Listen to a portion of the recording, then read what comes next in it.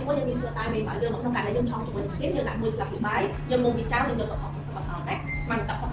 កន្លះក្នុងការដែលយើងចង់ចំណេញយើងចង់បានគាត់យើងចង់បានខ្លួនជាតិឆ្ងាញ់យើងធ្វើដល់ដៃយើងធ្វើទៅទេគឺដាក់ចំនួន500តែមេបើយើងស្លាកតែក្រែចាអញ្ចឹងដាក់តែយើងយក60%ដល់ពុកខា40%ការដកភាគរយយើងដកជាមួយដល់ពុកខាគ្រាន់ណាចាដក20 40 50%យើងដកតែដល់ពុកខាទេដល់ពុកសរសៃដល់ពុកទីខ្សែក្នុងការយើងចង់ដាក់ដល់ពុកទីសតតែដល់ថាយើងយកដល់80%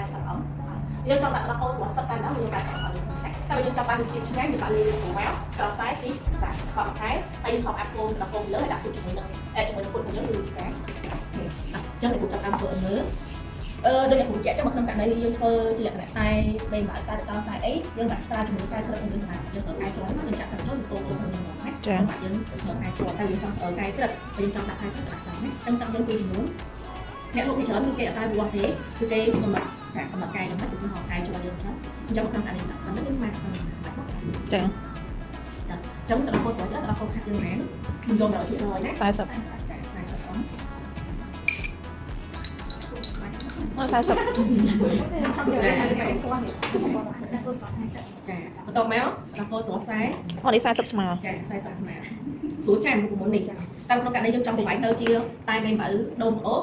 ចាយើងដកដល់ពុកខាត់នៅសង្កីទឹកស្ករដូងយើងឡើងខ្សែរូបមន្តនៅដល់ដែរយើងអែជាមួយពុកយើងមកដល់ក្រោមអញ្ចឹងវារៀងស្អិតចូលគ្នាប៉ុន្តែពេលយើងដាក់ចូលទៅក្នុងតែរបស់យើងគឺវាឡើងស្អិតចាគឺពោទៅវាបែកចេញពីគ្នាឃើញទេចាបែកចេញពីគ្នា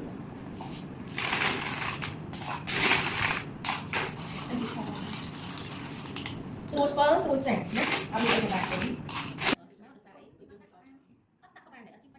អាយយ៉យកូចជាច្រើនម្លេះ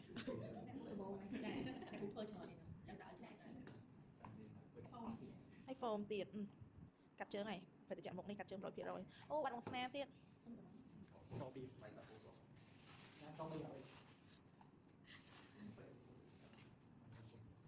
ស្នានៅត្រូវបាត់ទៀតដល់តែស្នាថ្ងៃបាត់ណា